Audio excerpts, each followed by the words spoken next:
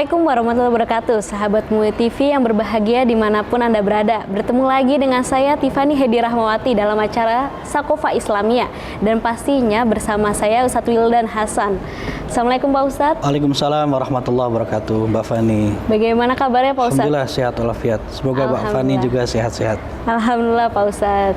Ya pemirsa, kali ini kita sedang berada di Masjid SMP IT Dewan Dakwah ya Pak Ustadz ya? Betul sekali. Ya, dan tema kali ini kita akan membahas sama seperti tema sebelumnya Pak Ustadz, yaitu sejarah kelahiran Nabi Muhammad SAW. Sudah seharusnya kita sebagai seorang muslim mengetahui sosok suri tauladan dalam hidup kita, yaitu baginda Nabi SAW. Seperti yang dikutip oleh Habib Umar Al-Hafidz, lazimkanlah untuk membaca kisah-kisah Nabi Muhammad SAW, karena dengan hal itu akan mengikis kotoran dalam hidup kita. Nah, pernahkah kita mempertanyakan dalam hati kita, benar nggak cinta kita itu sudah benar atau belum? Yaitu bagaimana rasa cinta itu kita salurkan dengan baik atau buruk. Nah, semoga dengan pembahasan kali ini akan menambah kecintaan kita kepada baginda Nabi Muhammad SAW. Ya Pak Ustadz, kelanjutan dari kemarin kita membahas apa ya Ustadz ya? Ya, kemarin kita sudah sampai kepada masa remaja Rasulullah SAW. Masa remaja. Dari mulai bagaimana kondisi bangsa Arab saat pra kelahiran beliau, yang tentu saja itu sudah disiapkan oleh Allah Subhanahu wa Ta'ala untuk menyambut kelahiran seorang manusia besar, bahkan terbesar sepanjang sejarah manusia. Lalu kita bicarakan tentang proses kelahiran beliau, proses pengasuhan beliau, dari mulai ibundanya, kemudian khadimat dari keluarganya, kemudian berpindah kepada pamannya Abu Thalib, kepada kakeknya terlebih dahulu Abu Thalib, Abdul Muthalib, lalu kepada pamandanya Abu Thalib.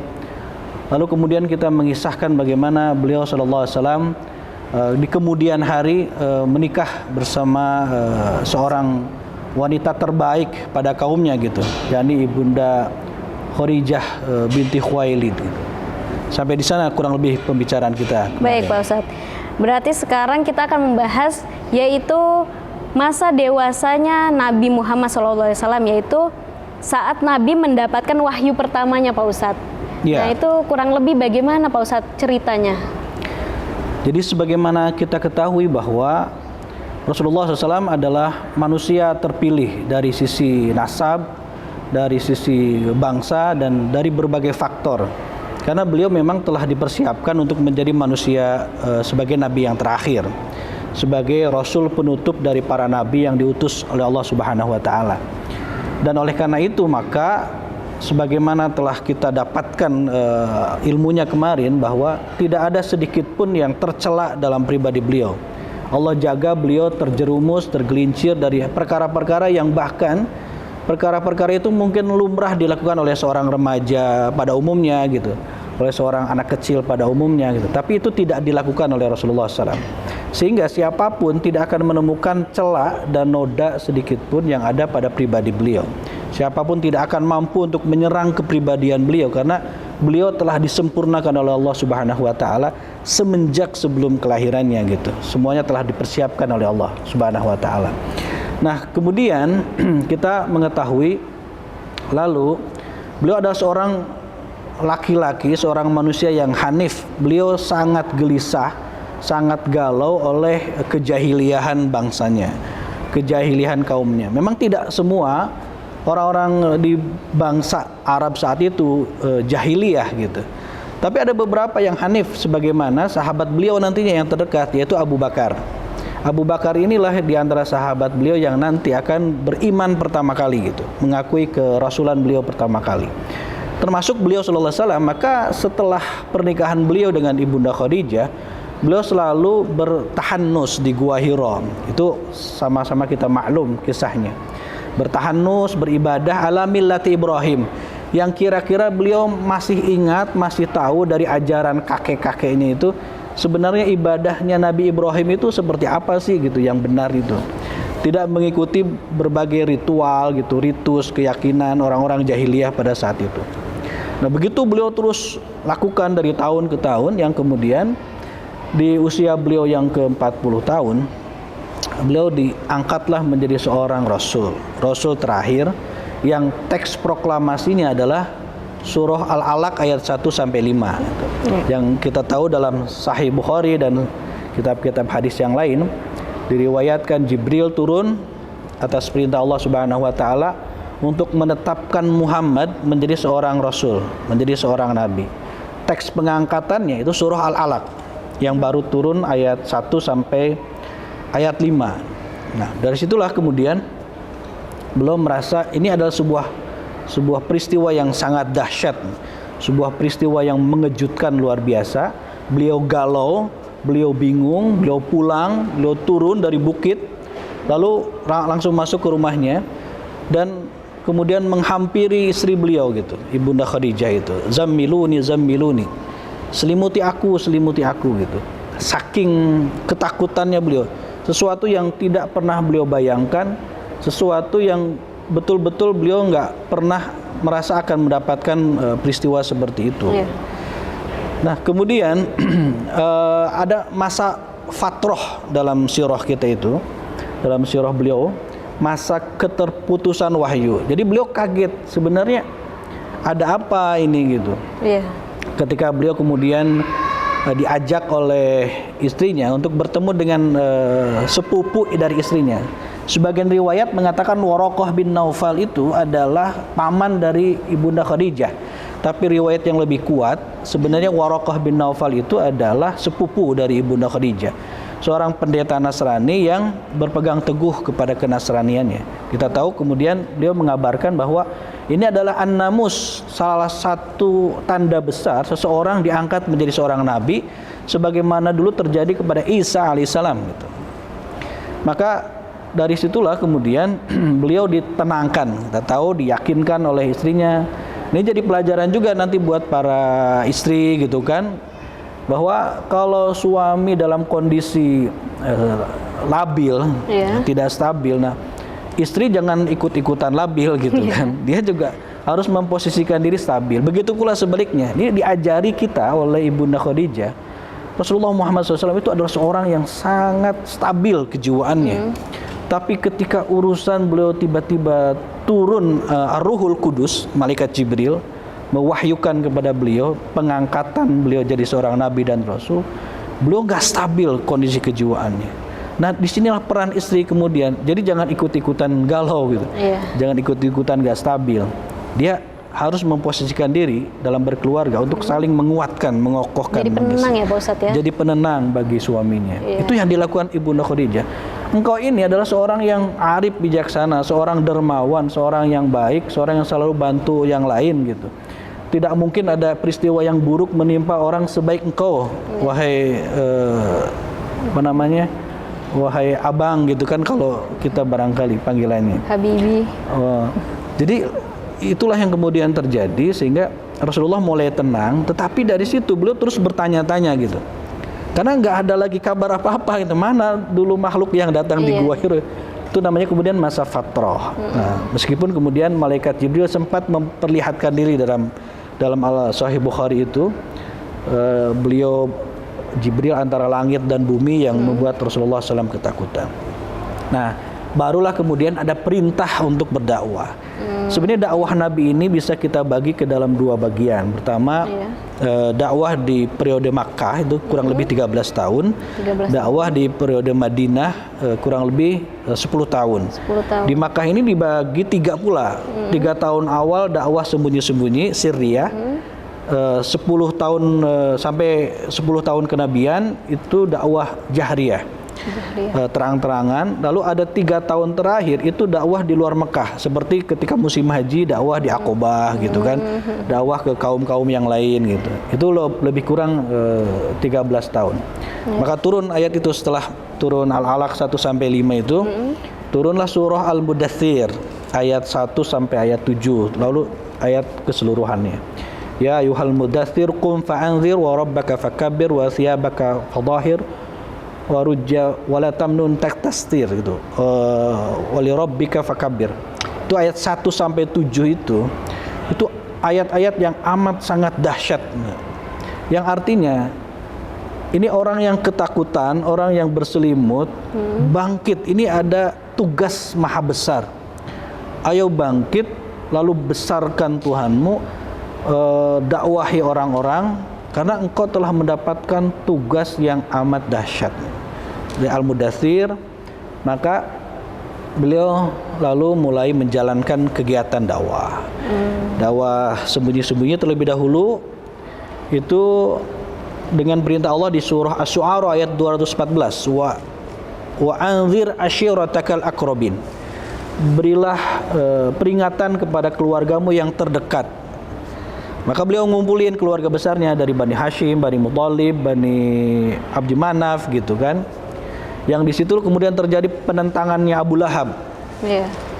Abu Lahab menentang dakwah Rasulullah karena mulai terdengarlah sedikit-sedikit dakwah Rasulullah oleh kaumnya itu. Tapi di situ pula Abu Thalib menempatkan diri sebagai pembela Rasulullah SAW. Selama aku masih hidup, maka engkau terjaga gitu, engkau terlindungi. Lalu kemudian beliau mulai berdakwah ke ke orang-orang terdekatnya gitu. Yang pertama dari as-sabiqun al-awwalun. Istri beliau Khadijah, lalu putra angkat, pembantulah Zaid bin Harithah, lalu sepupu beliau Ali bin Abi Thalib, lalu sahabat terdekatnya Abu Bakar. Nah, Abu Bakar ini berdakwah pula. Nanti ada yang masuk Islam lewat Abu Bakar. Ada Sa'ad bin Abi Waqqas, Abdurrahman bin Auf, Thalha bin Ubaidillah, ada Utsman bin Affan gitu, dan lain-lain sebagainya. Itulah yang kemudian disebut sebagai as-sabiqun al-awwalun. Maka setelah itu ada perintah dalam surah Al-Hijr ayat 94, fasda' bima tu'mar wa 'arid 'anil musyrikin. Ini perintah untuk dakwah secara terang-terangan. Maka terangkanlah gitu. Dakwah itu apa yang diperintahkan, dan berpalinglah dari orang-orang musyrik. Nah, saat itulah kemudian beliau dalam kisah surah Nabawiyah, Syekh Sofiur Rahman Al-Mubarakfuri juga menyebutkan itu. Beliau naik ke satu bukit, dikumpulkan tuh kaum Quraisy.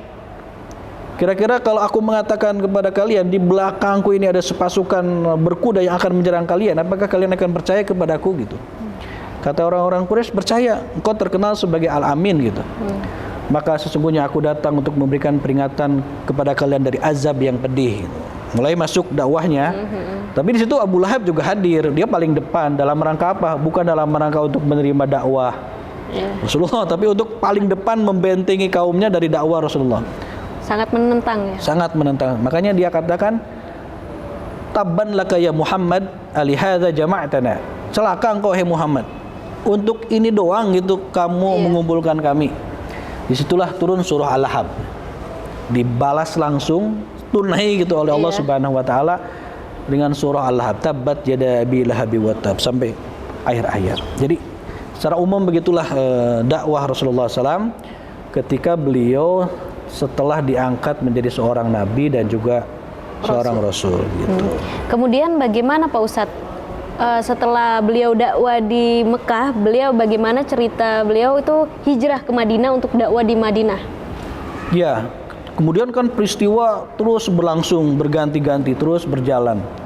Ada peristiwa orang-orang Quraisy kemudian mendatangi Abu Thalib. Apa-apaan itu keponakanmu gitu?